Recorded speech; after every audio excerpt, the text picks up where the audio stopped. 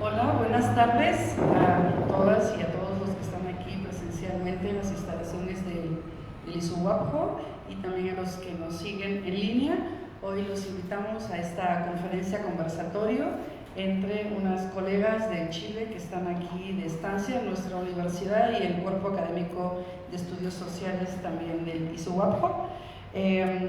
Las compañeras van a presentar la conferencia La descolonización del ser, aulas comunitarias dialógicas del norte de Chile desde una investigación, acción dialógica. Ellas pertenecen al núcleo de investigación Caipacha, perdón, justicia, Educación para la Justicia Social de Caipacha, Chile. Posteriormente a su participación vamos a entrar en diálogo con los integrantes del cuerpo académico y también con los participantes que están con nosotros y con nosotras aquí presencialmente y también en línea. Muchas gracias, les damos la palabra. Gracias y bienvenidas. Hola, buenas tardes. Bueno, me presento. Mi nombre es Janina Dávila Valcarce. Soy académica de la Universidad Arturo Prat y participante del Grupo de Investigación en Educación para la Justicia Social, CAIPACH. Bueno, nosotras, primero que nada, queremos agradecer la invitación de la profesora Yolanda Jiménez. Gracias a ella estamos aquí. Así que muchas gracias por la invitación. Estamos muy gratas de conocer este país. Ninguna de las tres conocía México. Así que ahí estamos culturizándonos de poco. Hoy día en la mañana comí enchiladas. Así que ha sido muy interesante. Y espero seguir probando todas las delicatessen que México nos ofrece. Y bueno, les vamos a contar más o menos cuál ha sido nuestro transitar, poniendo énfasis en el trabajo, en la metodología de la investigación, que supongo que por las maestrías que ustedes están tomando es lo que les suscite mayor interés. Y nosotros vamos a hablar entonces de la decolonización del ser, aulas comunitarias dialógicas del norte de Chile desde una investigación-acción dialógica. Entonces, bueno, esto se marca dentro de un proyecto Fondesit que adjudiqué en enero del 2025, después de muchos intentos. Así que primero es como animarlo a todos los investigadores que están aquí a que no renuncien a sus sueños, porque soy una convencida de que si uno persevera, se logra. Bueno, y estoy entonces con Michelle Ardiles, Aileen Mejías, todas somos parte de la Facultad de Ciencias Humanas de la Universidad Arturo Prat. Bueno, y como les decía, primero vamos a dar una definición de las aulas comunitarias ideológicas, aspectos metodológicos, los objetivos de la investigación que les comentaba, nos adjudicamos, al menos una parte. Contarles algo del trabajo que hemos estado realizando el año 2025 y resultados y conclusiones preliminares en las que hemos estado trabajando últimamente. Entonces, bueno, nosotros nos adscribimos al movimiento enlazador de mundos. El contexto de esto es que en Chile ha existido un contexto neoliberal y bueno, y en el mundo, que ha marcado un trabajo de mayor carácter aislado y competitivo dentro de la escuela. Y también, por otra parte, en nuestro país se interrumpió una historia que el pueblo de Chile había decidido, y eso también demarcó una pérdida del sentido de comunidad. Ese es el contexto. Algunos de estos contextos compartimos a lo mejor con varios países latinoamericanos, y en ese contexto es que nace el movimiento enlazador de mundos, porque todos estos contextos de trabajo competitivo y aislado dentro de la escuela coayuda para que exista una segregación y desigualdades educativas, y entonces estas personas que pertenecen al movimiento Enlazador de Mundos se autoconvocan motivados por esta necesidad de trabajar en las escuelas públicas en pro de promover igualdades y justicia social. Y por recuperar entonces un sentido de comunidad. Se reúnen entonces dentro de esas motivaciones y valores y se denominan como grupo Enlazador de Mundos. Este grupo, que se juntó más o menos en el año 2005, se denomina Enlazador de Mundos, y aquí hay una unión con el pueblo mexicano, porque Enlazador de Mundos se refiere dentro de la cultura maya, donde diferentes mundos se encuentran a través de pasadizos, que logran encontrarse y entonces reunir a diferentes aspectos de los diferentes mundos.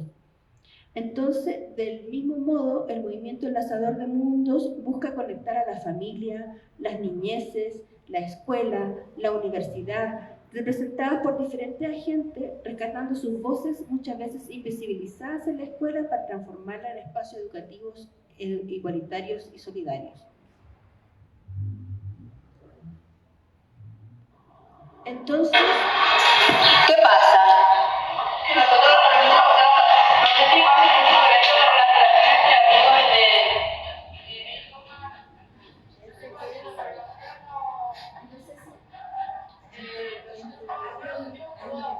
¿un video? Sí. Pero, ay, parece que se está. No, a ver, ¿ahora sí?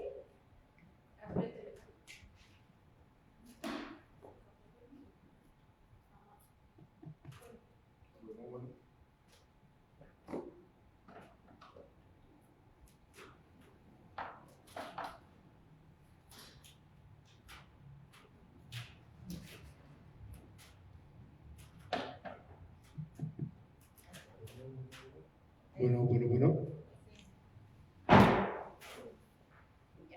No sé si va a salir de nuevo ese... Ya. Este video que tenía enlazado ahí se lo voy a comentar mejor. Se refería a lo que les comenté anteriormente al grupo de las maestrías sobre cuando los niños estaban ahí diciendo que por qué se producía la desigualdad en la participación de los niños y las niñas dentro del aula. Entonces ellos hablaban de que ellos se sentían más en confianza, a diferencia de las niñas, que parece ser que se expresan con menos confianza entre ellas. Bueno, eso lo quise poner como un ejemplo de que el aprendizaje tiene una responsabilidad sobre todo del colectivo, no solo individual, porque ahí es un ejemplo de cómo no estamos aprendiendo. Yo no iba a enseñar nada en ese momento, yo estaba ahí como un aprendiz más, porque en realidad cuando hablamos de una cultura patriarcal también tenemos que hacer conciencia de cómo las mujeres dentro de esa cultura patriarcal parecemos estar más competitivas entre nosotras. Y eso es algo que aprendimos y algo que también lo ideal es que a medida que vamos haciendo conciencia de eso es ir desaprendiendo y aprender a funcionar dentro de una cultura más solidaria de la que hemos sido socializadas, al parecer. Entonces, no es solo individual, porque aquí no solo estamos hablando de lo típico como, si bien el actor o actriz principal que nos permite hacer un trabajo en las aulas comunitarias es el profesor o la profesora de la que se trate, porque ella generalmente es la que nos permite entrar a la escuela y al aula, la idea es que se arma un trabajo que es una planificación colectiva. Y en esa planificación colectiva, el profesor o profesora no es la única responsable. Entonces, esto es interesante porque la profesión de profesoras, pedagogos en general, han sido súper maltratados, tanto en lo que refiere a salarios como socialmente, en Chile al menos, desde ser la profesión más evaluada, más observada y también más criticada. Entonces, desde ese punto de vista, cuando trabajamos en aulas comunitarias, esa responsabilidad sobre los aprendizajes se vuelve colectiva y el profesor y profesora es un agente más dentro del aula.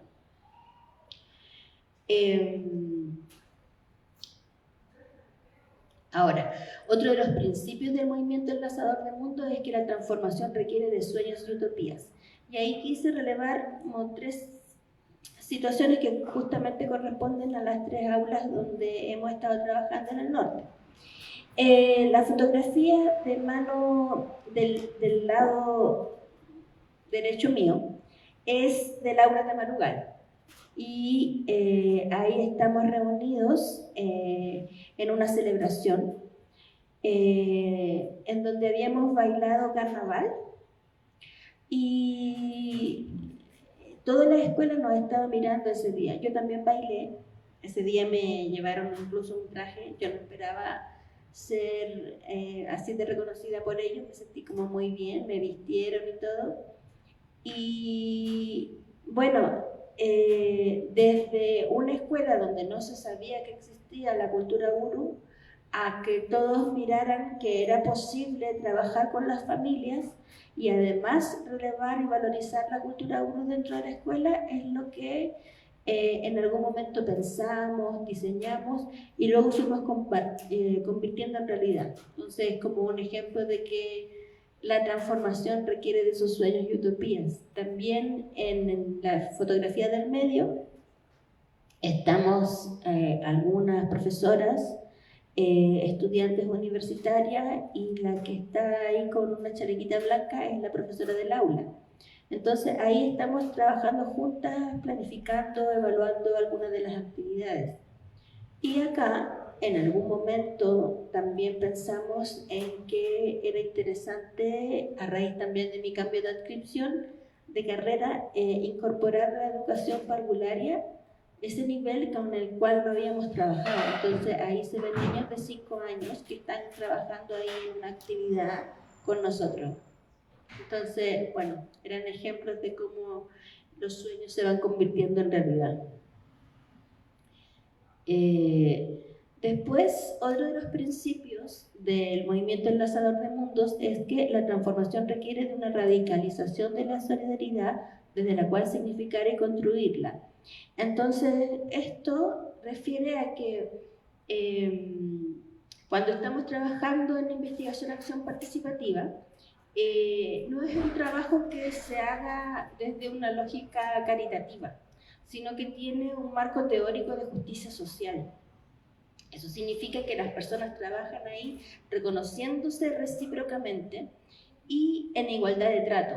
Entonces, no es como que haya un grupo experto que va a hacer caridad a la escuela, sino que desde un marco teórico de justicia. Luego, otro principio del movimiento enlazador de mundo es que hay que construir realidad de lo que somos como sujetos desde nuestros propios contextos y no como una alternativa desde lo que no somos. Ahí generalmente el trabajo, las necesidades, los intereses de un aula provienen desde los propios actores, los propios agentes, los niños, las niñas, los profesores, las madres, que juntos decidimos qué es lo que se quiere hacer durante un año. Considerando, por ejemplo, también lo que a la profesora le interesa, por ejemplo, si le interesa la escritura, pero desde lo que somos. O sea, por ejemplo, una vez rescatamos con Aileen la historia de una madre del Tamarugal que era una agricultora. Entonces estuvimos con ella todo un día grabando, preguntando, y eso después lo convertimos en un relato. Cosa de que para los niños y niñas resultara un relato familiar, de su contexto cultural, desde una labor que nunca se había hablado dentro de la escuela, como la agricultura, que es una de las labores más importantes dentro de la provincia del Tamarugal. Entonces, todas las definiciones de lo que se hace son definidas por la propia comunidad. Nosotros no vamos a decir ni siquiera cómo vamos a trabajar, ni la fase 1 ni la fase 2, no. Todo es definido por la propia comunidad en relación a sus propios tiempos. Porque, entre paréntesis, yo vivo en Iquique, es una ciudad costera, urbana. Entonces yo siempre llego un poco como acelerada, pero llego al Tamarugal e inmediatamente me trato de adecuar y sintonizar con los tiempos del Tamarugal, porque los tiempos del Tamarugal son más lentos, son más pausados, son más tranquilos. Entonces como que pongo el pie en ese lugar y me trato de bajar de mi ritmo urbano. Por otro lado, también es interesante que esos contextos son los que definen la forma de trabajar, porque también es una distinción del movimiento enlazador de mundos y desde el cual también se separa del grupo que a lo mejor inicia el trabajo de pedagogía dialógica en aulas, que es el grupo CREA de la Universidad de Barcelona, donde al principio participó Donna Ferrada, que es una de las impulsoras del movimiento enlazador de mundos, y se separa porque justamente desde un punto de vista teórico, el CREA empieza a crear un modelo de pedagogía dialógica. Y el movimiento enlazador de mundos se separa porque efectivamente parte de la convicción de que no existe un modelo para trabajar, sino que son definidos por los propios participantes de un aula. Y por lo tanto nosotros tenemos tantas formas de participar como aulas existen en Chile adscritas. Bueno, y lo siguiente, de lo que les va a hablar más en profundidad Michelle, fue cómo definir una metodología de investigación que efectivamente diera cuenta de estos principios del movimiento enlazador de mundos. ¿Cómo podíamos trabajar una metodología de investigación que nos ayudara a crear conocimiento, saliéndonos de la perspectiva extractivista usual con la que trabaja la universidad en las comunidades? Entonces ese fue como un desafío. ¿Cómo salirse de eso? Porque eso iba a hacer correr peligro a las comunidades desde el punto de vista que se iban a sentir instrumentalizados si seguíamos con esa lógica o si adoptábamos esa lógica. Entonces, don Atila Ferrada y Miguel del Pino escriben una propuesta que se llama Investigación Acción Dialógica Quichú Quimquelay Caché. Y esta propuesta efectivamente yo diría que toma una influencia desde el feminismo hacia las ciencias, que es convertir en un reto concreto el mito de la objetividad, ¿cierto? Nosotros hasta hace poco tiempo atrás pensábamos que no era posible hablar de conocimiento científico que no fuese objetivo. En cambio aquí estamos hablando de un conocimiento que se construye sistemática y colectivamente en forma intersubjetiva. Esa es la propuesta de la Quichú Quimquelay Caché.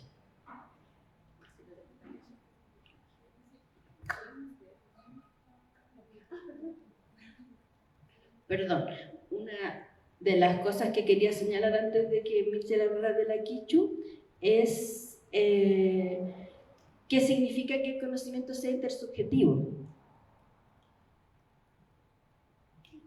Y una de las cosas que ha significado para mí en particular, al conocer la cultura Urus dentro de la escuela y al escuchar uno de los abuelos que fue a hablarnos, es cómo entender nuestra relación con el ecosistema, con la naturaleza.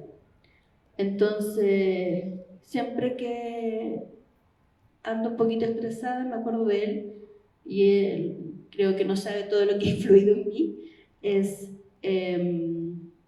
recordarme a mí misma que soy sol, que soy mar, que soy árbol. Y eso así como que siempre me permite decir como que lo insignificante que soy en un momento, o lo que insignificante que pueden ser los problemillas que uno vive en la vida cotidiana, y entender esa relación con la naturaleza y los ecosistemas. Eso es lo que ha implicado, por ejemplo, el volver real el que uno es investigador e investigada al mismo tiempo. Entonces, como le comentaba Janina, lo voy a introducir a lo que significa la investigación, acción biológica Kichu-Kinkelait-Taché. Este tipo de investigación surge entonces de experiencias con la comunidad mapuche específicamente, de ahí viene el nombre Kichu-Kinkelait-Taché, que significa ninguna persona aprende o conoce por sí misma. Entonces, en Chile se genera este tipo de investigación que se enfoca en generar conocimiento de forma colectiva. Entonces, este se construye por problemáticas que manifiestan los mismos integrantes de la comunidad y se busca así una transformación a través de la intersubjetividad. Como decía, coincide con un carácter colectivo del conocimiento, integrando la formación de comunidades de investigación que rompen con las relaciones tradicionales de poder, que sería la forma jerárquica. Entonces, este enfoque, Kichu-Kinkelait-Taché, tiene 4 principios que son los que están viendo ahora en la presentación. El primero es la diversidad histórico-situacional, que se refiere al reconocimiento de la diversidad de lenguajes y de las prácticas sociales que caracterizan la existencia social de América Latina. Entonces, aquí conviven o coexisten distintas formas de ser y de estar en el mundo que construyen distintos sentidos y distintos significados respecto a la existencia en este mismo mundo y desde la cotidianidad de cada integrante de la comunidad. Entonces, como una síntesis, se trata de relevar la historicidad de los sujetos, de las comunidades y de los territorios también, dándole así una legitimidad a los saberes y conocimientos que construyen las comunidades. Entonces se promueve así el diálogo entre los conocimientos que los sectores sociales portan como legado, conocimiento que es cultural y está vivo, para abordar problemáticas que los afectan y promover la transformación que mencioné al comienzo. El segundo principio es la reciprocidad gnosiológica, que reconoce el carácter simultáneo y cíclico, que ya lo había comentado antes, de los procesos de enseñanza y aprendizaje. O sea, no es una forma vertical de relacionarse, como les mencionaba, horizontal, en la que se comprende que se aprende, se conoce y se enseña al mismo tiempo en todas las interacciones. Entonces, las comunidades generan instancias permanentes de producción de saber, enseñanza, aprendizajes en sus acciones cotidianas sin ningún estatus científico. El tercer principio sería el pensamiento epistémico, que trata de abordar la investigación desde la comprensión de que un pensamiento epistémico es preteórico, o sea, adorar un poquito el corpus teórico que cada uno posee y funcionar sin conceptos o contenidos definidos, en el mismo contexto de que estamos hablando de la formación colectiva del conocimiento en forma horizontal, o sea que no hay un conocimiento que sea más importante que el otro, como las vivencias o experiencias de los integrantes de la comunidad. Entonces, el rol que uno toma tradicionalmente como investigador aquí se niega un poco y se transforma en que todos somos investigados. Entonces, cada integrante de la comunidad en sus acciones tiene que ser responsable de lo que realiza en la comunidad. Y como último principio, la racionalidad comunicativa tiene que ver con un poco la teoría comunicativa de Habermas, si la conocen. Busca romper con la racionalidad clásica y propone construir conocimiento a través de las relaciones intersubjetivas. Entonces, se desarrolla esta comunidad investigativa que alcanza un entendimiento a través del lenguaje y de la acción. Este entendimiento entonces coordina la acción, construyendo la investigación conjuntamente y validando contenidos por consenso o también el disenso. Se superan estas pretensiones de poder, como les mencionaba, del investigador que observa a las personas. Él se integra, o ella se integra a la comunidad como un igual. Entonces, les voy a comentar un poquito más de la racionalidad comunicativa. Aquí. Se relaciona mucho con el tratamiento de datos que se realiza luego de realizar todas las actividades como comunidad. Este tratamiento, refiriéndome ya a la teoría de Habermas, se establece con la triple validez en el habla.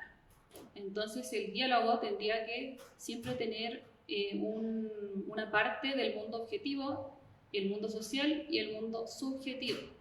Entonces el mundo objetivo serían las pretensiones de verdad, y el mundo social, el acto de habla es correcto de acuerdo con el contexto regulativo de la comunidad. Entonces hay una rectitud entre lo expresado y coherencia con las propias acciones de la persona.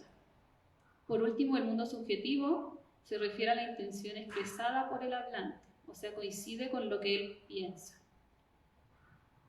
Ahora me voy a devolver un poquito. La metodología Kichtu-Kinkelait-Taché entonces tiene formas de construcción del conocimiento. Serían 4 de estas formas.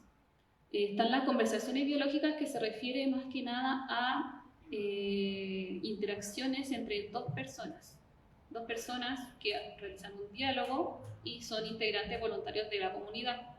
Después está el diálogo colectivo, que pasa a ser una interacción entre más personas, más de 2. Entonces, tiene el objetivo de interpretar los datos que se obtienen a través de grabaciones, registros de aula, etc. La percepción dialógica se refiere a la observación de estas transcripciones o videos, para así entonces llegar a un conocimiento o interpretar para continuar el ciclo de investigación. Y por último está el Askin-Tun. El Askin-Tun se podría decir que es la última fase de la investigación, pero no es que sea el final de esta. Luego de tener datos reunidos a través de primero categorías teóricas de investigación, esto se analiza y se hacen los hallazgos preliminares. Estos hallazgos se pueden clasificar en transformadores, o sea que ayudan a la problemática que se estableció al comienzo con la comunidad y no estaban presentes antes en esa comunidad.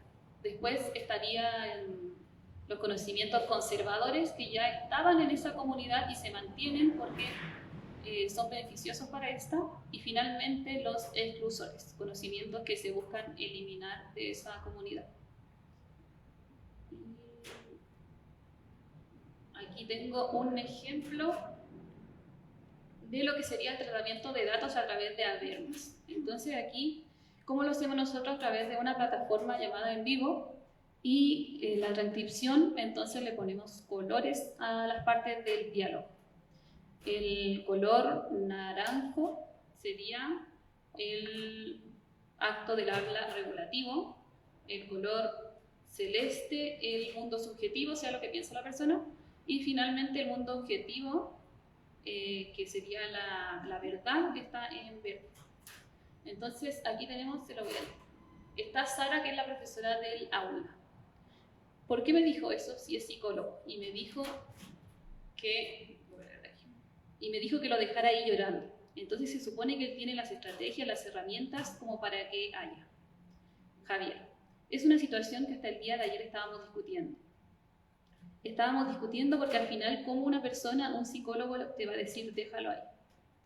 Entonces aquí ya se hizo ese tratamiento de los datos, de lo que piensa la persona, lo que es verdad objetiva y finalmente lo que es regulativo de la comunidad. Y antes de pasar a mi compañera Aileen, les quería mencionar las 6 praxis colectivas del Kichtu-Kinkelait-Taché. Sería primero de forma cíclica, o sea, no tiene que seguir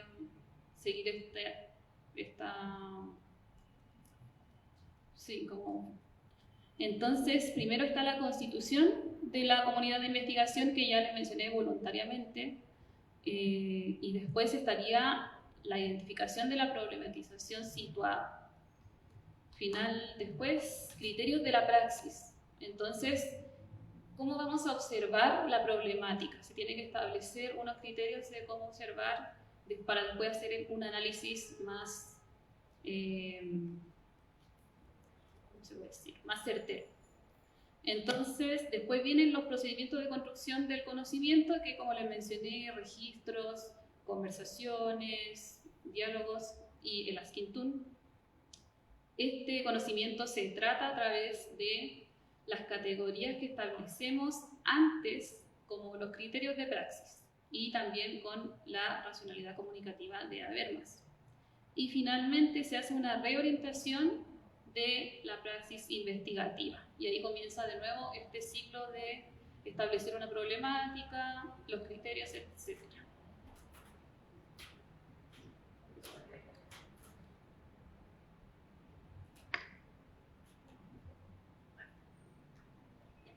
Entonces, lo que son los avances de la investigación hasta ahora, como comunidad analizamos cómo se refleja la corporalidad del ser y las expresiones que son permitidas o negadas en las aulas de clase. Entonces, aquí analizamos la forma en que interfiere el aprendizaje de los y las estudiantes en las escuelas tradicionales de la región de Tarapacá, en Chile.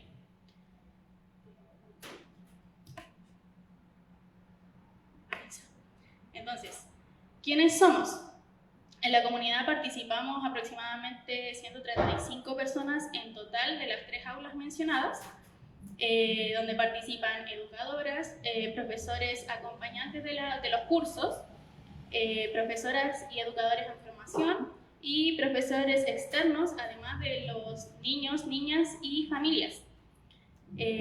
Todos estamos unidos por un mismo objetivo, donde planificamos y realizamos las actividades en base a las necesidades que tiene cada aula comunitaria, como se había mencionado anteriormente.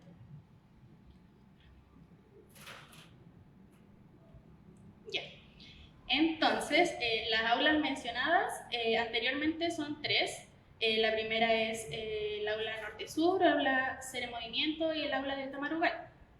El aula norte-sur lleva 2 años de antigüedad, se contextualiza en el desierto, en la zona costera de la región, al igual que el aula Ser en Movimiento, la cual cuenta con 1 año de antigüedad, ambas con una fuerte influencia urbana.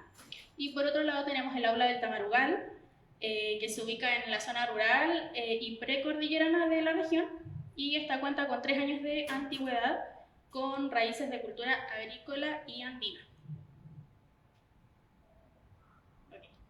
Entonces, junto a la comunidad, se analizan estas actividades planificadas, las que son grabadas y transcritas, y así son analizadas para el conocimiento. Como mencionó mi compañera, existen formas de construcción.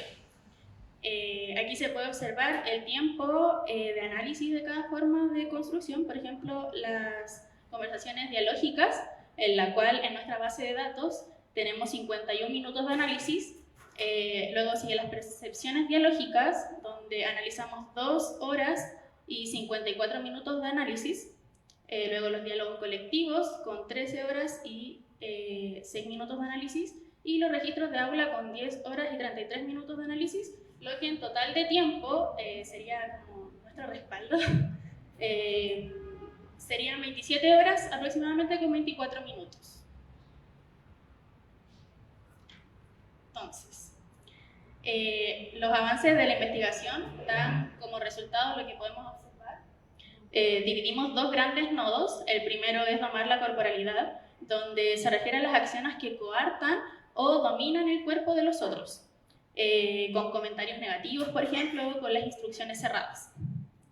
En este nodo observamos los 3 subnodos presentes, que por ejemplo, al primero, más a mi derecha, menosprecio de identificación, donde menospreciamos a los demás, por ejemplo, olvidando sus nombres, subvalorizando la cultura o el origen que tienen, y a esto le llamamos opresión de clase y raza. Luego tenemos el subnodo del control somático, que es cuando los cuerpos son censurados en la postura, en los movimientos, por ejemplo, que los estudiantes no dialogan ni problematizan situaciones. A esto llamamos opresión de clase. Y por último tenemos el subnodo del cuerpo de profesor protagonista, donde los adultos tienen el poder del habla, son quienes guían la clase con una estructura rígida y verifican que todo sea correcto, pero según sus propios parámetros. A esto le llamamos opresión de clase y de género.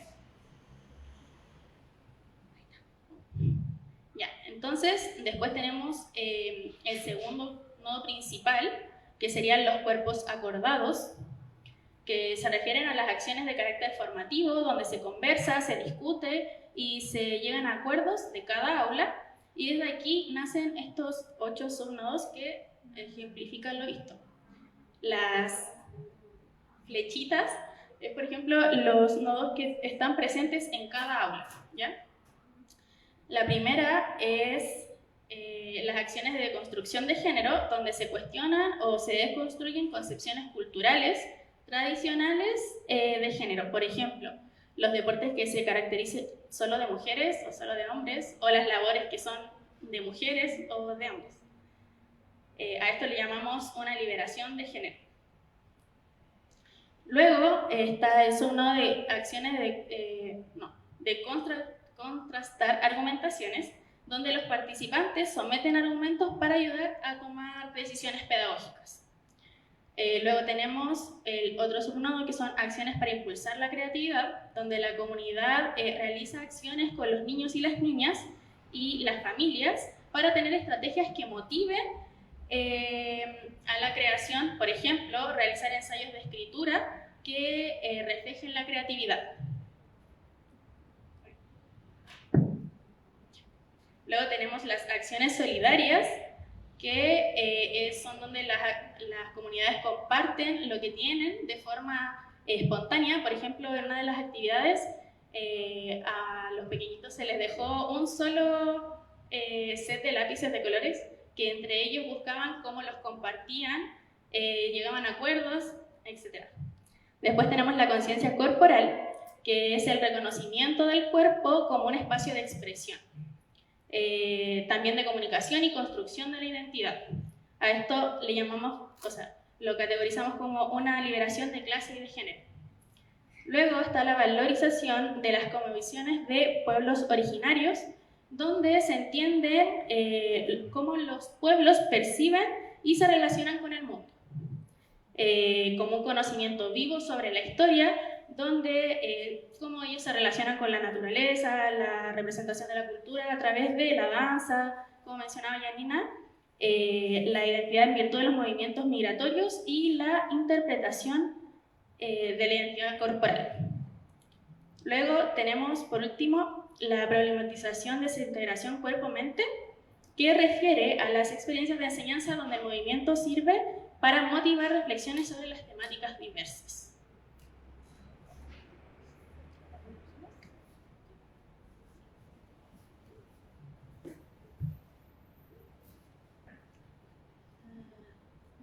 Ya se están mirando. Bueno, esto es muy preliminar porque de hecho estamos recién escribiendo esto, así que como que esta es más, si nos ayudan a pensar, mejor todavía. Pero bueno, vemos que el control somático está presente en todas las aulas. Hay un espacio reducido y una expectativa que lo refuerzan, y creo que lo vemos presente a diario, ¿no? Cuando estamos en un grupo pequeño y nos sentimos como que forzados a levantar la mano para compartir nuestra opinión, es algo que hasta nuestra vida adulta todavía traemos.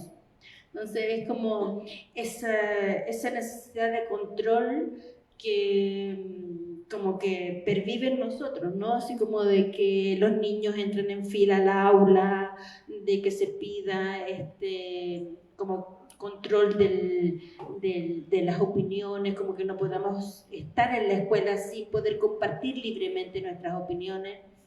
el saludo, ¿no? En Chile es muy común todavía eso, como un saludo como muy militar, así de los niños hacia el mundo adulto que llega a la sala, así como que se paran y dicen, buenos días, y con ese buenos días, profesor, buenos días, señor.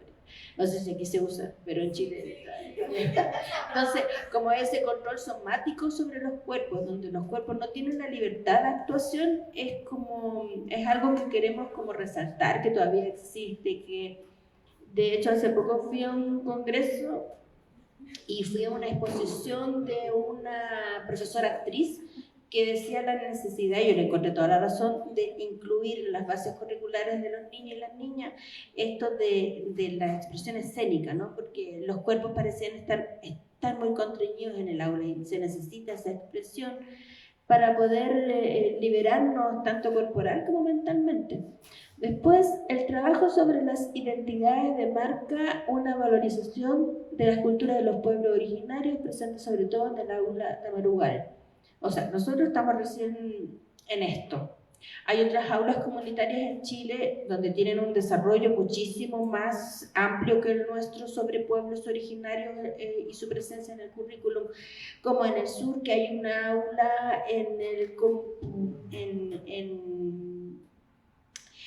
el Compulov que tiene un currículum mapuche validado por el ministerio. Entonces, esto en el norte está recién iniciándose, así que nosotros siempre estamos mirando esas experiencias del sur sobre el pueblo mapuche. Después se logra un trabajo de deconstrucción de género a partir de didácticas como el teatro de sombras, reflexiones grupales sobre su desempeño, entre otros, como los que les nombré anteriormente en la sala, así como de que los niños son capaces de darse cuenta de que existe una cultura patriarcal, que vivimos en ella, pero que no es algo de lo que se tengan que hacer conciencia los niños solamente, sino que todos, los niños, las niñas. Y otra nodo compartido por todas las aulas y que es parte de la esencia de la vida de las aulas es contrastar argumentaciones como una acción cotidiana, las acciones por el bienestar. Y de ahí derivan, desde ese contrastar argumentaciones, porque siempre estamos deliberando juntos, conversando, poniéndonos de acuerdo, derivan las acciones que hemos hecho, como las acciones por el bienestar, o sea, la importancia de sentirse bien en la escuela, porque los niños generalmente, tú les preguntas por la escuela, ¿qué te gusta de la escuela? El recreo. ¿Qué te gusta de la escuela? No sé, me gusta cuando no estoy en la escuela, cuando estoy de vacaciones. Entonces, la importancia de sentirse bien, de estar ahí, de divertirse mientras aprendemos, de pasarlo bien, de sentirse grato. Entonces, hemos hecho acciones explícitas, intencionadas, pensadas, para que los niños se sientan bien por estar en la sala, por estar en acciones didácticas. Acciones por la solidaridad y la creatividad, entonces, son producto de esos debates. Creo que eso también es importante para nosotros como el mundo adulto, o sea, de estar en ese ejercicio permanente, porque en nuestra sociedad en general no existe mucho ese ejercicio, como que si estás en un grupo tienes que estar obligatoriamente de acuerdo con lo que se dice, o sea, como que tienes que estar de acuerdo con tu profesora, como que no podemos disentir, que si disientes eres conflictivo, en fin. Ese tipo de cosas también ha sido como importante de aprender en lo personal y en otros trabajos de equipo en los que participo. Eso es lo que tenemos para compartirles y ahora entonces, como decía al principio, damos paso a preguntas, comentarios.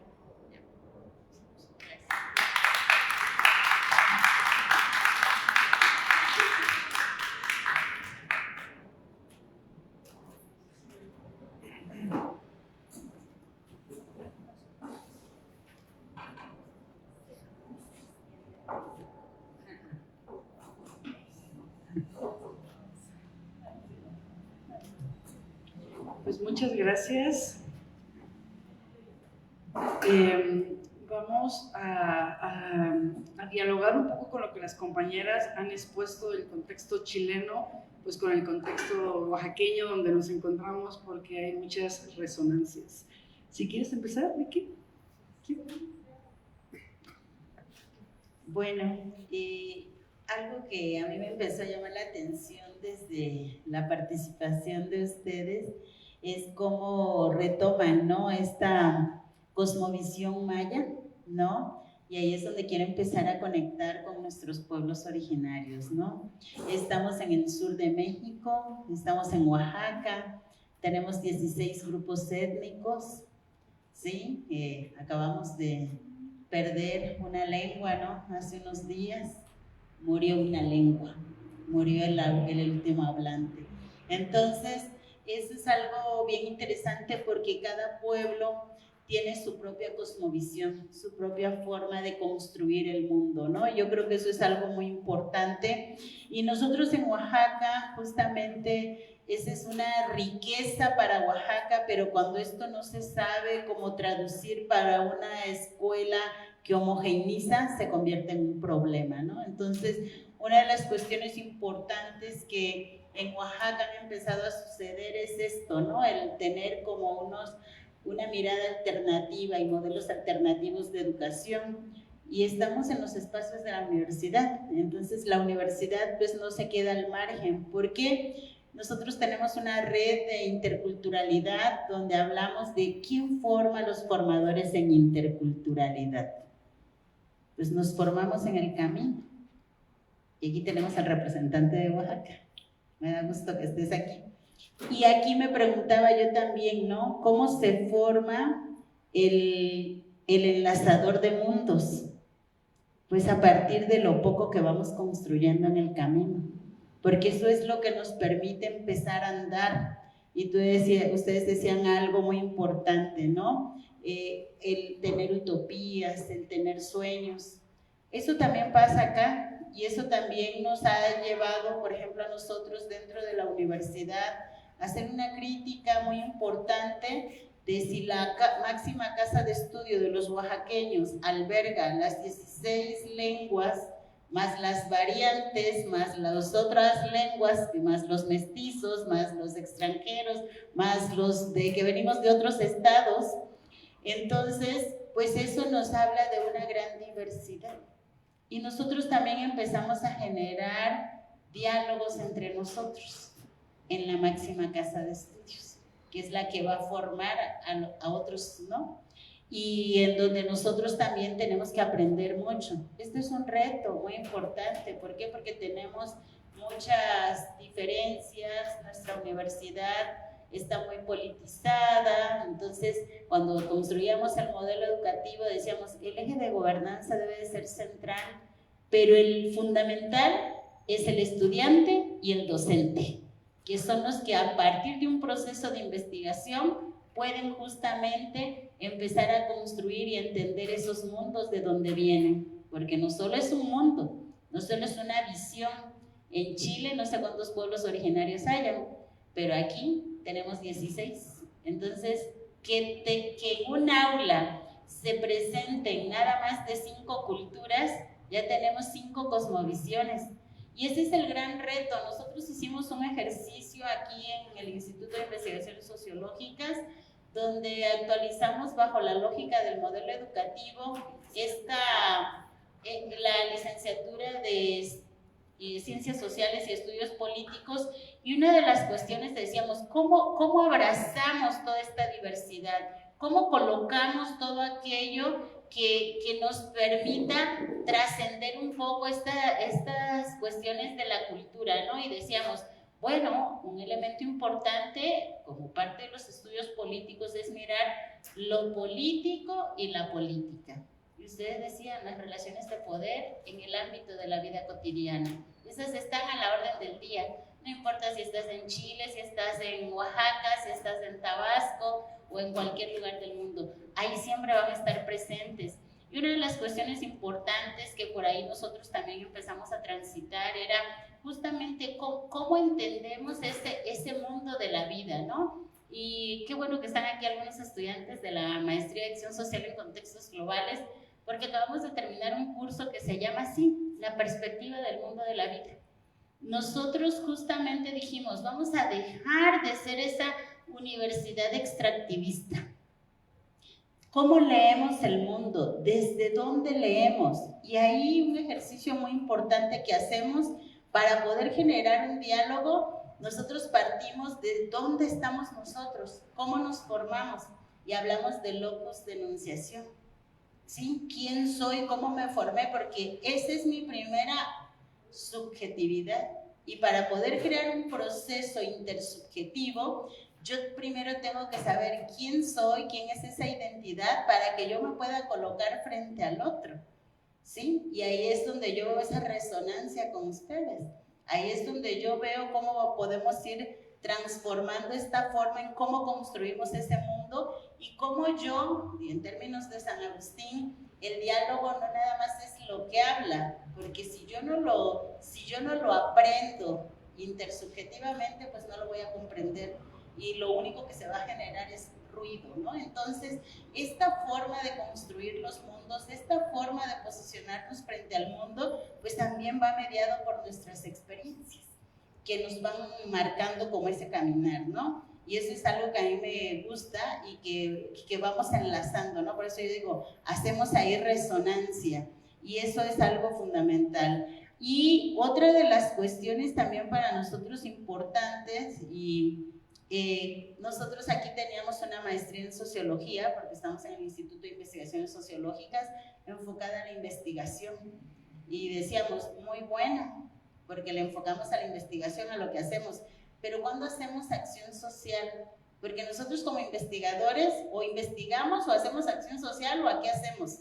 Y entonces se impulsó la otra maestría que es profesionalizante y se llama así, acción social en contextos globales, porque nosotros formamos a personas que vienen de comunidades, de organizaciones de la sociedad civil, de instituciones, y ellos, a través de ellos, podríamos decir que nosotros accionamos, transformamos, y eso es parte también del modelo educativo de la UAPJO, se llama Modelo Educativo UAPJO para la Transformación Social, pero abrevó mucho también de esta maestría, porque cuando buscas la transformación social, sabes que no vas sola, que tienes que crear una red, que tienes que tener aliados. Y bueno, ¿y qué es lo que nos ha dado esta perspectiva? Pues ha sido nuestro proceso de investigación. Nosotros hemos, bueno, creo que la que más años tiene en el instituto tendrá como 35 años ejerciendo, haciendo investigación. Y entonces, esta parte es bien interesante. Nosotros acabamos de hacer una investigación en tiempos de COVID, cuando nos decían que los pueblos originarios deberían de tener también sus clínicas para que no fueran a morir y que les pusieran oxígeno, y nosotros decíamos, pero esas clínicas no las tenemos en México. No sé si en Chile las tengan, pero en México no las tenemos. Entonces nosotros decíamos, ¿cómo creamos, cómo vemos, cómo se va posicionando nuestros pueblos frente a una pandemia? Sin medicamentos, sin estas clínicas, y fuimos a los saberes tradicionales, y ellos jugaron un papel muy importante con su medicina herbolaria, con sus prácticas ancestrales, y ahí están nuestros pueblos, ¿no? Hicieron sus estrategias. Entonces, esta parte nosotros la traemos al modelo educativo también, y hablamos del saber disciplinar científico, hablamos del saber disciplinar comunitario cultural, y hablamos del saber que tiene que ver ya con tu experiencia, empírico común. Y entonces esto en el aula se tiene que articular. Tú tienes que interpelar al estudiante para poder generar, y a partir de ahí traer al estudiante al interés. Y eso es un poco hacia donde focalizamos esta maestría de acción social en contextos globales. Nosotros no vamos a las comunidades. Podemos decir que en la universidad las comunidades vienen a nosotros. Y aquí es donde nosotros aprovechamos este momento para generar, para construir algo que vaya en beneficio de nuestra sociedad. Por ahí me quiero quedar en este primer momento. ¿Sí? Gracias. Gracias Vicky. Bueno, pues yo pienso que el tema que traen las compañeras es muy relevante para el contexto oaxaqueño: educación comunitaria, educación dialógica.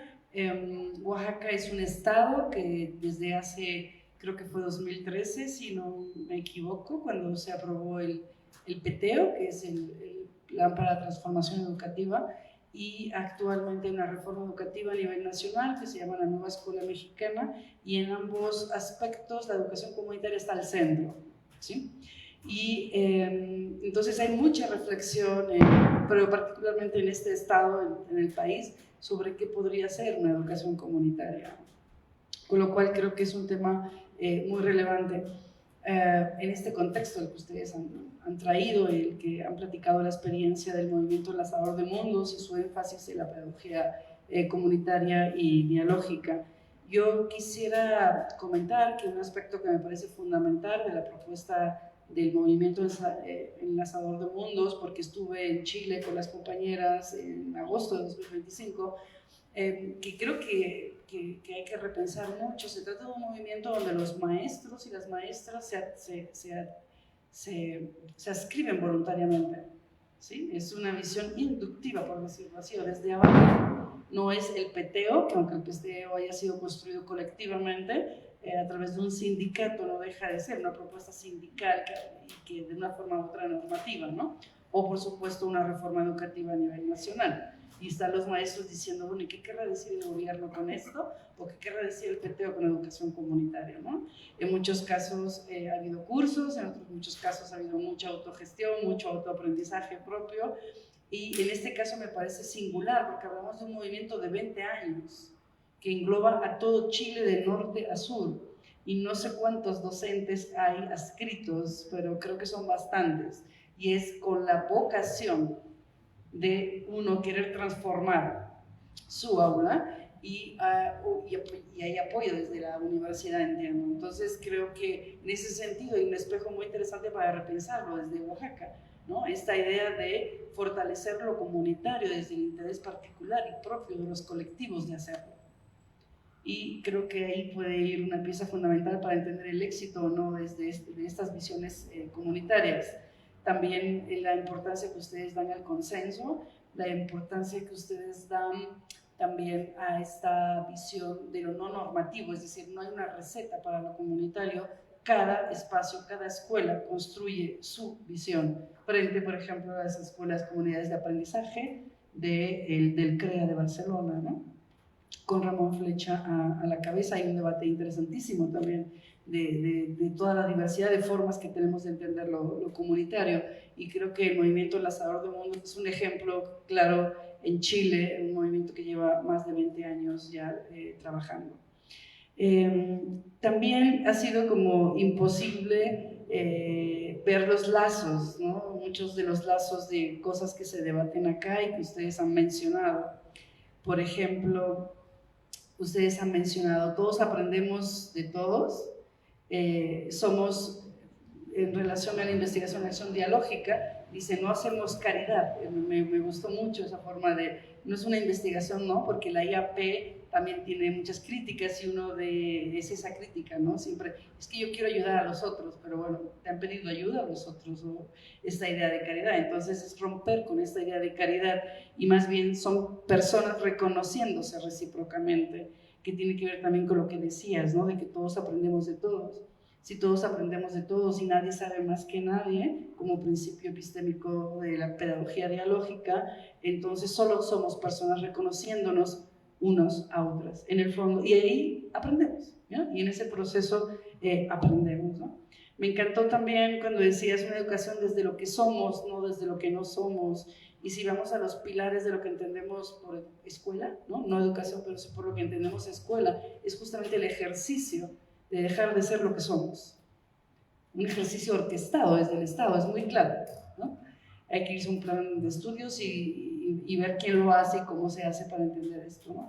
Entonces, partir de una educación de lo que somos es muy potente, y por eso ya está también el centro de la educación comunitaria, ¿no? Yo quería decirles también que en Oaxaca particularmente hemos reflexionado mucho en torno a lo que se entiende por comunalidad.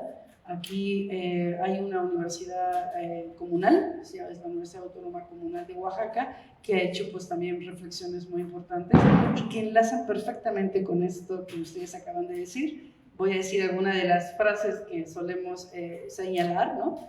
Por ejemplo, nadie sabe más que nadie, todo el mundo sabe, es un principio pedagógico comunal en Oaxaca, y a partir de ahí genera también un proceso educativo, que es justamente lo que ustedes nos acaban de decir, ¿no? Somos el otro, y sin el otro no somos, es esta idea de relacionalidad. En todos lados se aprende, es decir, se aprende en un aula, pero se aprende en la milpa, se aprende en la cocina, ¿sí? Son principios comunales de aprendizaje y tienen mucho que ver con también lo que ustedes estaban diciendo, la base, somos el otro, ¿no? Esa idea que ustedes decían, ninguna persona aprende por sí misma, somos el otro y sin el otro no somos, es una relación de interdependencia. Bajo estos principios también de interdependencia y de reciprocidad muy vinculados con la naturaleza, o sea, la naturaleza es la relación de lo humano con lo natural o de lo no humano con lo natural, es el principio fundamental que crea esto, ¿no? Y lo interesante para mí de señalar en este momento es que estos no son principios teóricos que se les ha ocurrido a alguien, sino que son formas que han ido sistematizando en su forma de vida. ¿Cómo es nuestra forma de vida aquí en las comunidades, ¿no? Oaxaqueñas? Y las personas que habitan esas comunidades han dicho, es así. Y entonces, pues si es así, de esto tenemos que estar reflexionando en lo educativo, porque queremos una educación comunitaria. ¿Qué sería una educación comunitaria sino lo que somos? Y esto es lo que somos, ¿no? Un poco para explicar un poco cómo es el proceso y el enfoque oaxaqueño. Y me ha parecido que hay puentes maravillosos entre lo que ustedes están haciendo allá y lo que se está haciendo en Oaxaca, ¿no? Ahora, yo creo que es muy importante reconocer que los orígenes de este pensamiento y de esta reflexión en Oaxaca muy claramente vienen de los pueblos originarios. También desde la academia, por ejemplo, en mi caso, colaboro directamente con muchos actores de estas propuestas educativas comunales, pero las propuestas vienen de ellos, ¿sí? Porque creo que esto es muy importante que lo digamos en la academia, justamente al calor del extractivismo que mencionaban, ¿no? O al menos yo es una pregunta que lo tengo en la mesa todo el tiempo. ¿Cómo tenemos que reconocer en la academia también de quienes aprendemos? No pasa nada que estemos en la academia porque podemos colaborar, estamos invitados a colaborar, ¿no? Es un diálogo también ampliado, pero también reconocer de dónde estamos aprendiendo. Y en el caso de Oaxaca es muy claro que esas formas dialógicas, como las hemos mencionado, tienen sus raíces en las formas de vida de los pueblos originarios en Oaxaca, ¿no? No solo en Oaxaca, seguramente casi toda América Latina podemos estar hablando de lo mismo. No lo digo porque no lo conozco, ¿no? Tampoco podemos generalizar, pero en este caso es así, ¿no? Bueno, estos son los comentarios que queríamos hacer y pues abrimos el diálogo entre nosotras, entre el público, preguntas, comentarios. También si alguien tiene algún comentario que hacer desde quien nos sigue en Facebook, en las redes del ISUAPJO, pues también tenemos aquí al técnico que nos va a avisar.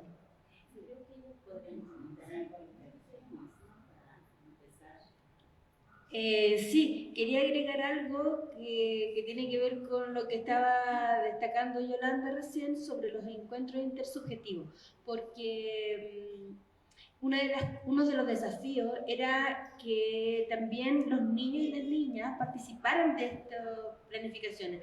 Entonces, en nuestro transitar al principio, los sentábamos en las mesas de diálogo, así como aquí, así, una mesa larguita donde llevamos a lo mejor galletitas y cosas, y decíamos a los niños, ya, ¿y ustedes qué nos tienen que decir? ¿Qué opinan? Así como que chiquitito, así como que cohibido, porque me imagino que igual acá a lo mejor se da eso de muy cultural, de que los niños y las niñas se quedan calladitos mientras los adultos hablan y eso lo tienen como muy incorporado. Entonces, bueno, a poco andar entendimos que no era la forma de pedirles que estuvieran participando, sino que nosotros teníamos que transformar el escenario para que ellos sí se sintieran libres y nos pudieran contar qué lo que querían hacer, qué les interesaba. Entonces, fuimos ideando distintas estrategias, hacerlas dibujar, por ejemplo, qué me gusta de mi escuela ideal. Entonces ahí fueron saliendo cosas, pues ellos dibujaban de repente un resbalín, un columpio, y decían, yo les preguntaba sobre su dibujo y me decían, es que aquí tú ves, mi patio es plano, no tengo dónde jugar, no tengo columpio, no tengo resbalín, eso me gustaría que tuviese. Después otra niña donde dibujaba una adulta así con las cejas así, con el ceño fruncido, y yo le preguntaba, ¿qué es eso? Es que entonces la profesora está gritando y está enojada. Y a mí no me gusta que ella se enoje. Y así, cosas así que hablaban de la convivencia, de qué esperaban del mundo adulto, de qué esperaban entre ellos. Otra niña que dibujó a otro niño atrás, así como tirando el pelo. El de atrás siempre me tira el pelo. A mí no me gusta, yo le he dicho, y yo así, ya, así como anotando todas las cosas que ellos nos iban diciendo de lo que ellos vivían cotidianamente en el tiempo que estaban en la escuela. Otra niña que dibujó un bus, y yo le decía, ¿qué es eso? Es cuando me vienen a buscar, los del aula de madrugar van como en 3 buses diferentes, según el sector a donde van. Entonces, y decía una burbujita, Cordillera, y ella iba en el bus que se llama Cordillera porque es la que vive más para el lado cordillerano. Entonces, yo le decía, pero ¿por qué dibujaste eso? ¿Por qué te gusta? Porque cuando voy en el bus, voy mirando todo el paisaje y eso a mí me gusta. Entonces, y ese paisaje, esos lugares, no están en la escuela. Porque ella los dibuja solamente cuando está en el bus. No sé dónde están esos paisajes, dónde está esa fauna que aquí parece que no está siendo integrada. Entonces, los niños y las niñas nos traían sus opiniones que nosotros teníamos que traducir, teníamos que esforzarnos por traducir. No que nosotros los trajéramos a una mesa y desde ese momento iba a haber un conocimiento intersubjetivo con ellos, o sea, no era la mirada. Entonces esas cosas hemos ido aprendiendo poco a poco.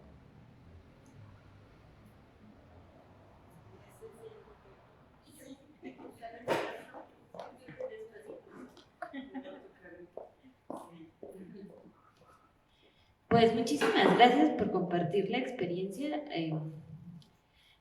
También como resuena mucho como de estas otras formas de hacer educación que existen aquí en Oaxaca y que está muy interesante cómo circula el conocimiento, ¿no? Cómo se comparten los saberes también y reconocer en la otra, en el otro, ese conocimiento, ¿no? Y cuando lo haces con las niñeces es genial porque hay otras formas también de entender el mundo. Uno que tú piensas como adulto que ya está dado, pero en la construcción que se va dando en esa etapa es maravilloso, ¿no? Yo lo miro con mis hijas de pronto, que cuando decía, si los míos se quedan callados, volteo y digo a mis compañeras, es que las mías no se callan, no cuando alguien habla, porque el ánimo de preguntar creo que también depende de la intención que uno quiere, de cómo quieren que descubran el mundo, ¿no? Y por ahí va mi pregunta,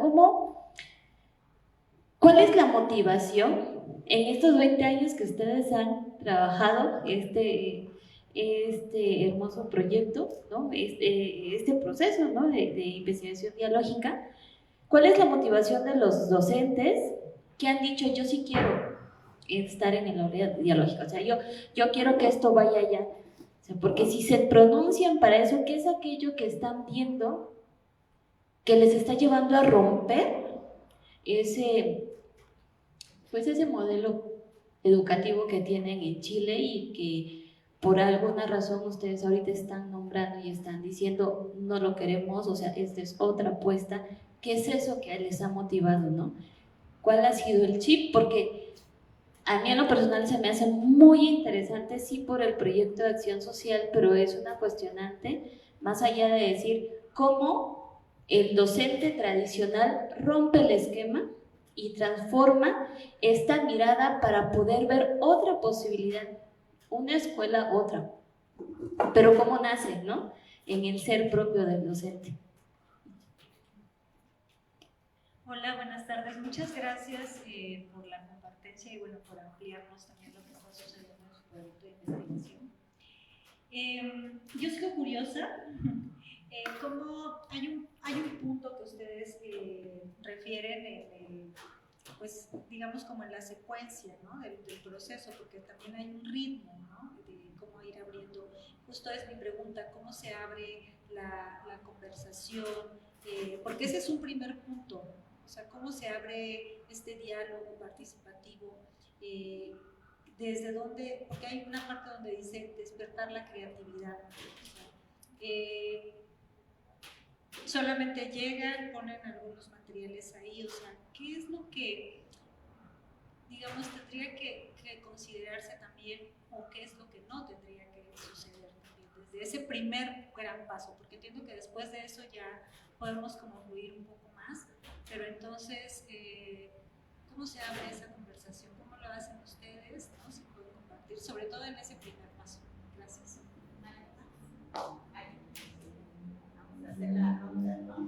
Sí. Bueno, pues en principio muchas gracias por venir a compartir. Uno cuando escucha la educación en Chile, pues lo primero que se viene a la mente es la privatización, ¿no? Entonces es, bueno, porque es como modelo, ¿no? En Chile, y entonces escuchar estas propuestas, pues dice, pues es esperanzador, ¿no? Entonces, qué bueno que vinieron. Yo en lo particular no había escuchado de programa, ¿no? Me imagino que es un programa de las aulas dialógicas, está muy interesante y bueno, totalmente de acuerdo con las colegas de aquí de Oaxaca, que pues dialoga mucho con lo que aquí se está haciendo. Bueno, yo más me quiero preguntarles o me quiero situar en el otro plano, que es el de la investigación, ¿no? Que entiendo que es un proyecto educativo en el aula, pero ustedes están haciendo como investigación, acción participativa. Y es precisamente como pensarnos en nuestro papel de investigador, esa locus de enunciación que ya decían, porque creo que es muy importante tener plena conciencia de nuestro papel y de las asimetrías, porque a pesar de que queremos que sea horizontal, no lo es, y lo digo como comunero de un pueblo indígena y como investigador a la vez, y por más que intento ser horizontal, no se puede. Al menos aquí en México, en Oaxaca, nos dan una beca. Creo que la maestría de ustedes también reciben una beca de CONACYT, y eso ya nos ponen automáticamente en disparidad con ellos. A pesar de que yo vaya a la leña con las personas, o que estoy en el aula, lo voy a hacer durante un tiempo determinado, o sea, no es mi cotidianidad, ¿no? Entonces, eso para empezar nos pone en ciertas asimetrías. Lo otro, bueno, y luego la pregunta es también a la hora de hacer esos análisis. Yo también intenté en el doctorado hacer el análisis de manera comunitaria, sí se logró, pero a la hora de llevarlo a la academia, pues quien escribe es uno, ¿no?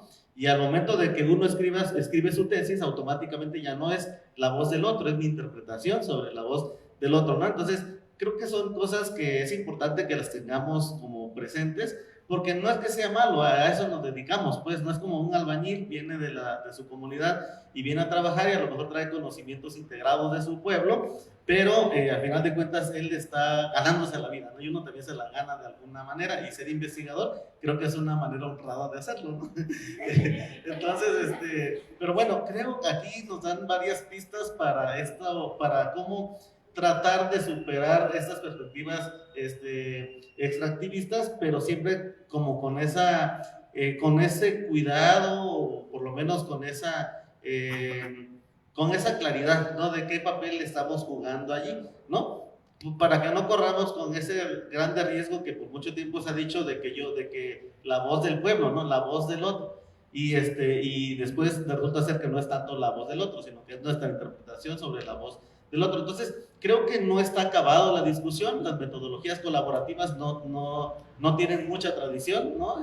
Son relativamente nuevas y al menos epistemológicamente.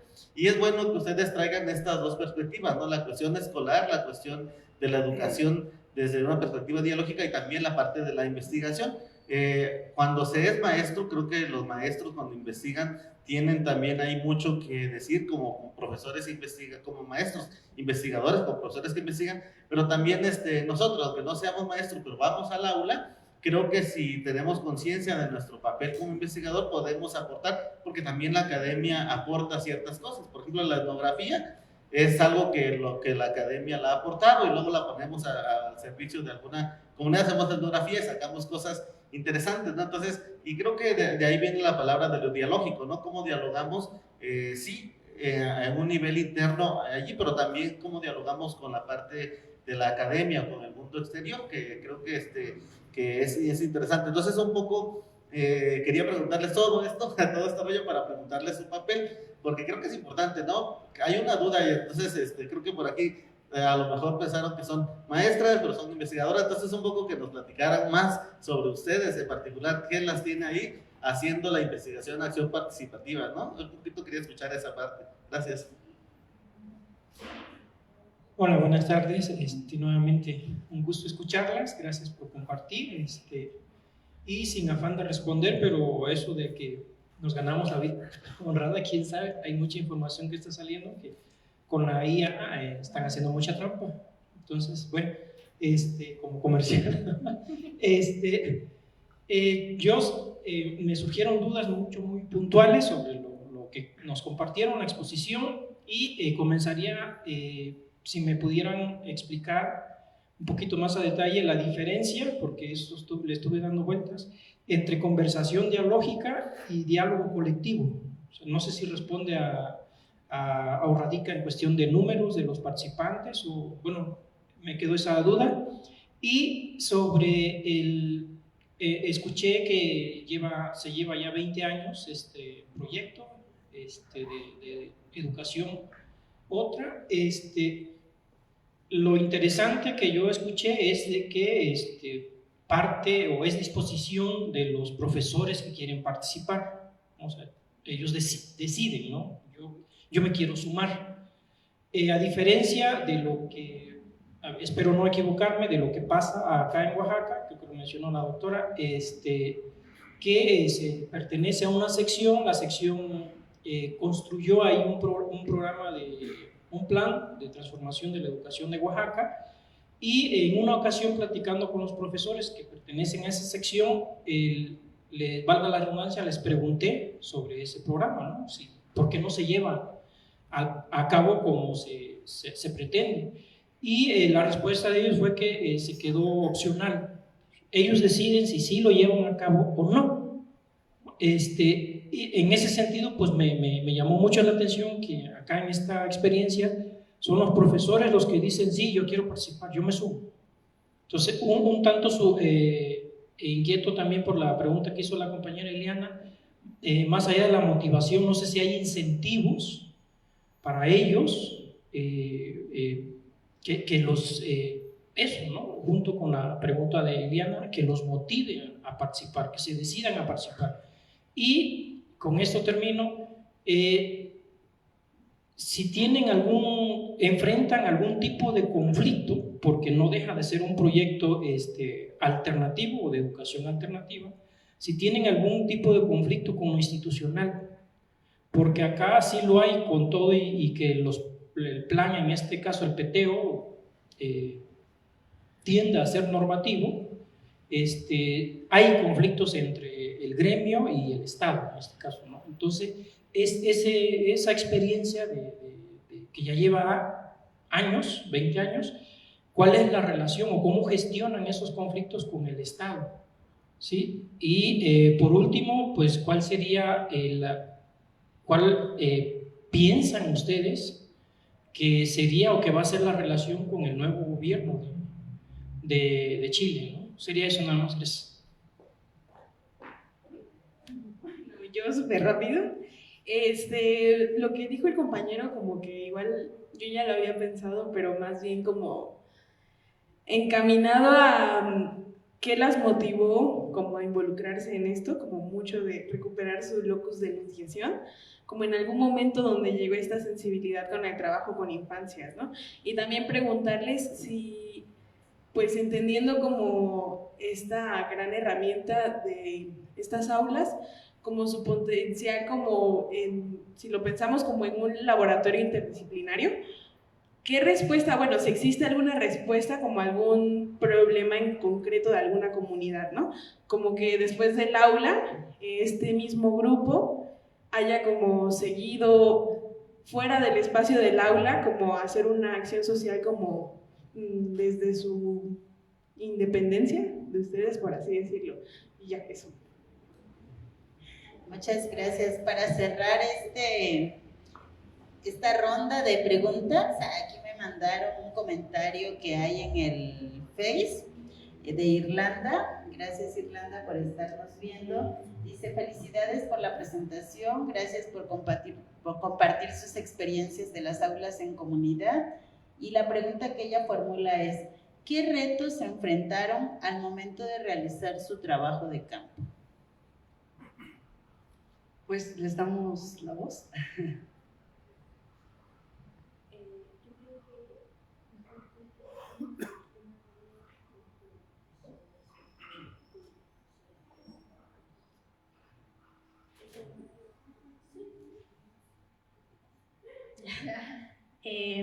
Bueno, respondiendo a la pregunta desde qué nos motiva como a seguir, en lo personal comencé con las aulas, trabajar en las aulas biológicas desde mi proyecto de tesis. Como mencionaba anteriormente, lo que más me llamó la atención fue hacer algo distinto dentro de las aulas tradicionales, de poder escuchar a los niños y a las niñas y las necesidades que tienen.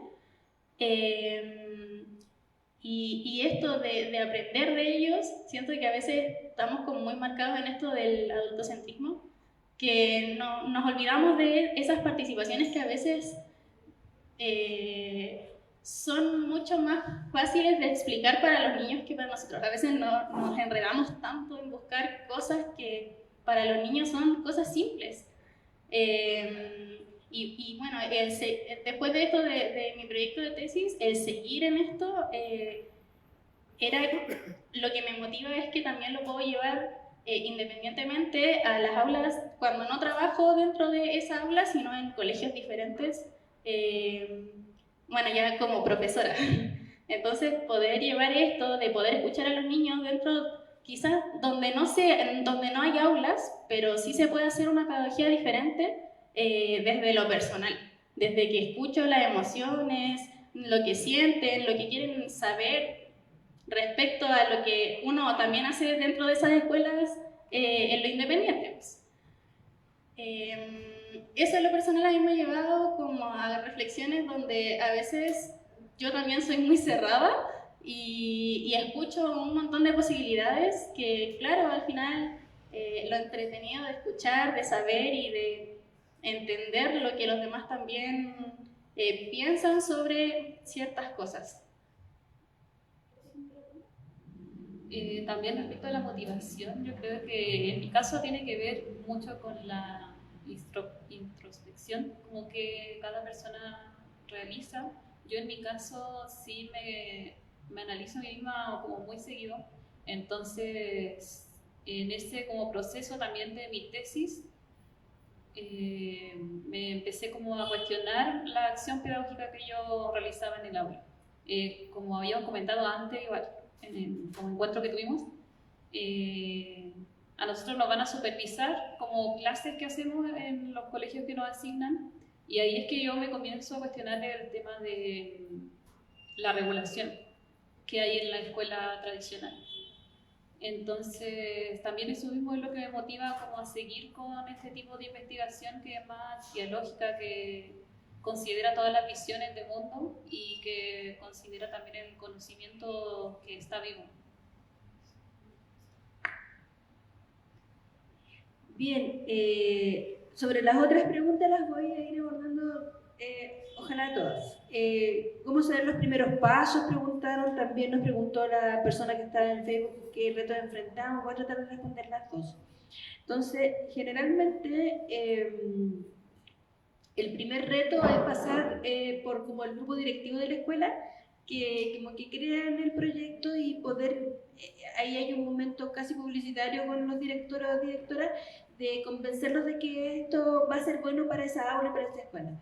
Y luego es que él decida qué profesor o profesora va a convocar para ese trabajo. Y nos presenta la profesora o los profesores que podrían estar interesados, y generalmente termina una interesada porque la logramos entusiasmar con la idea. Y luego el siguiente desafío es que vengan madres o padres o familia o abuelos o abuelas a trabajar con nosotros, y ahí es el otro momento. ¿Sí? Luego ya es trabajar con ellos, y cuando ellos van viendo que vamos a trabajar desde las necesidades, desde los intereses que tengan los niños, las niñas, y que es lo que los tiene ahí, es lo que los liga a la escuela, el que sus niños o su niña vaya a esa escuela, es como que ya se va produciendo un enganche. Bueno, y aparte de otros detallitos, como que el encuentro sea cuidadoso, amoroso, tener una tacita de té, una galletita, algo que convierta el espacio en algo acogedor. Sobre lo que decía el profesor, también sobre los incentivos, al menos yo en el proyecto hay incentivos, pero no monetarios, sino que en el sentido de que lo que puedes aprender estando en esta participación, o que lo que vamos a hacer también lo vamos a escribir. Si quieres, puedes escribir con nosotras. También la posibilidad a lo mejor de ir a encuentros nacionales en donde puedas compartir lo que estamos haciendo. Ese tipo de incentivos, pero no monetarios, porque creo que ahí se pierde, ahí ya hay una cuestión que se cruza como con el tema del poder y la voluntariedad estaría como bien entre paréntesis. Sobre esto que decía el otro profe sobre la voz de la interpretación del otro, una de las cosas que trato de cuidar la Quichu, no digo que sea perfecto, no está exento de problematización, es que lo que analizamos, lo analizamos entre todos los que estamos en la comunidad de investigación. Cada aula se planifica en relación a una comunidad de investigación que es la que también se analiza y se analiza a sí misma.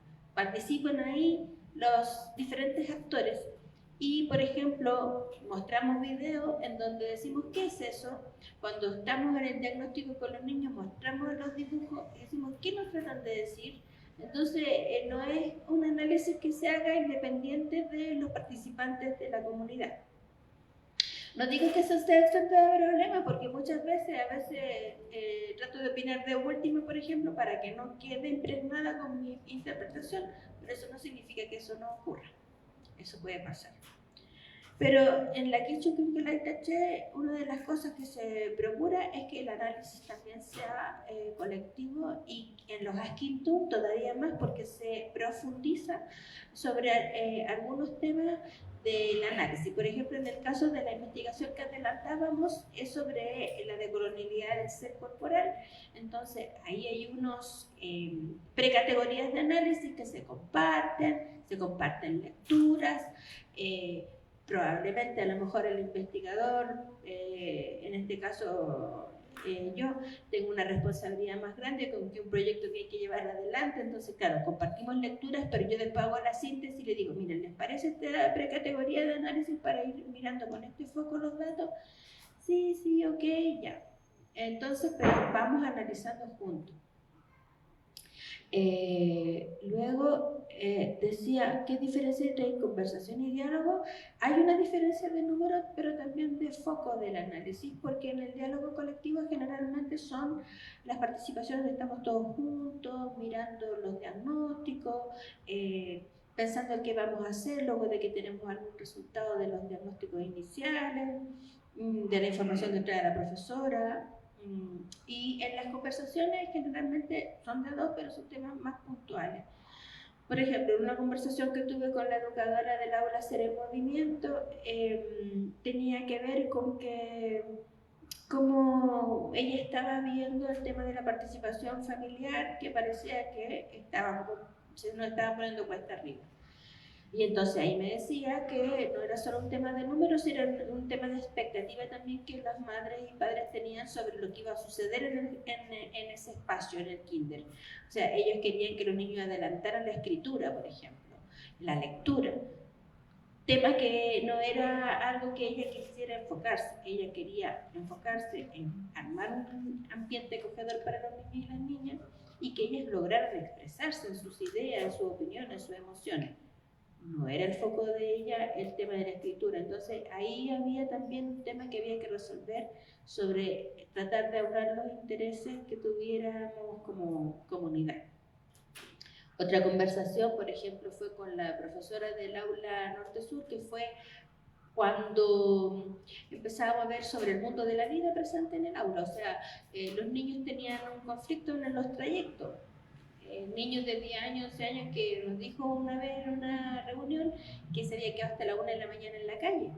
Y yo me quedé con esa preocupación y esa conversación fue con la profesora para decirle, bueno, ¿qué vamos a hacer nosotros, el mundo adulto, con esto que sabemos? Porque hay una cosa que nos supera, hay una cuestión también de procedimientos que tiene la escuela cuando un niño es vulnerado y está hasta la 1 de la mañana. Y nosotros no nos podemos quedar con esa papa caliente, le decía yo, en las manos. ¿Cuál es el proceder de la escuela? Recurrir también a algo institucional. Esa fue una conversación, por ejemplo. Entonces, un tema un poquito más profundo, que a lo mejor es más valioso una conversación de dos. ¿Qué más?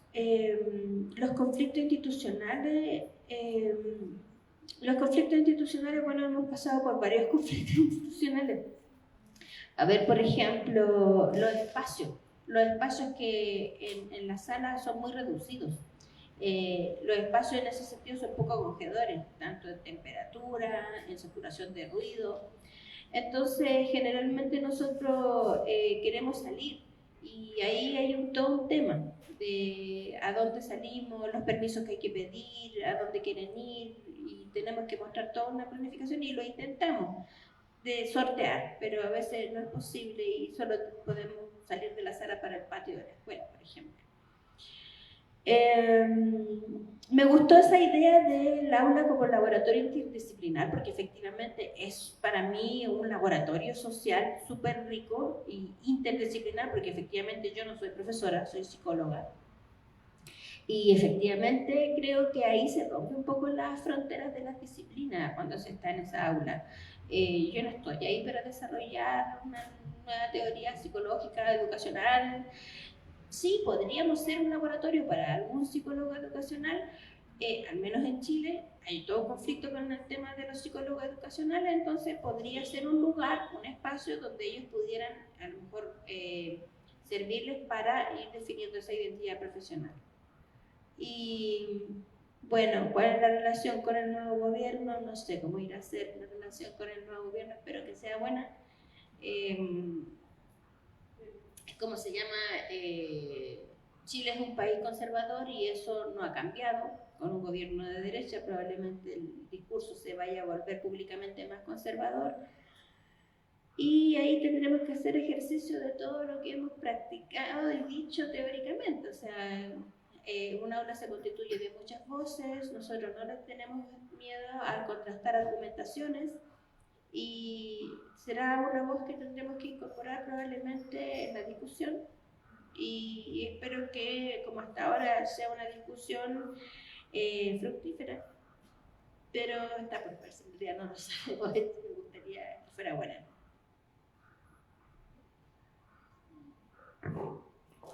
Muy bien, pues muchas gracias, les agradecemos mucho a las tres por esta compartencia que han tenido con nosotros aquí en el Instituto de Investigaciones Sociológicas en la UAPJO, y la coordinadora del cuerpo académico les va a hacer entrega de unas constancias por el día de hoy y pues muchas gracias y seguimos dialogando. Gracias.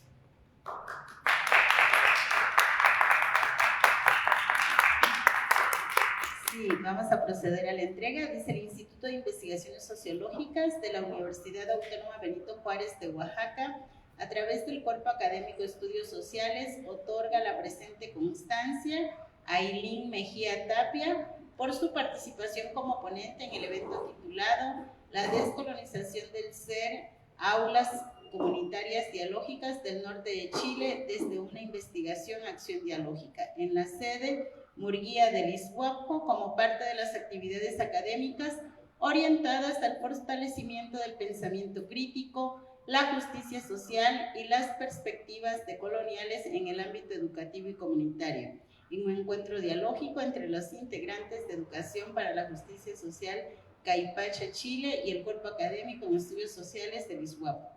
Oaxaca de Juárez, Oaxaca, 21 de enero del 2026, y firma con holograma la doctora Laura Irene Gaitán Borges, directora del ISUAPJO, y su servidora, la doctora Virginia Guadalupe Reyes de la Cruz, líder del cuerpo académico. Gracias por estar aquí con nosotros. Ailín.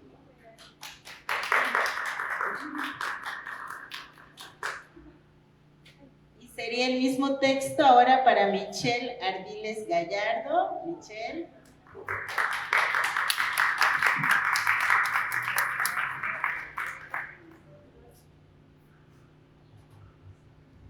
Y sería el mismo texto para Yanina Dávila Valcárcel. Gracias. Gusto tenerlas acá. Y también me permite entregar a la doctora Yolanda con la misma intención. Gracias. Y la mía también. A ver si de todos nos vamos aquí con nuestra constancia como niñitos. Vamos así como cuando te gradúas, ¿no? Para la foto. y agradecemos a todas y todos su participación en este conversatorio.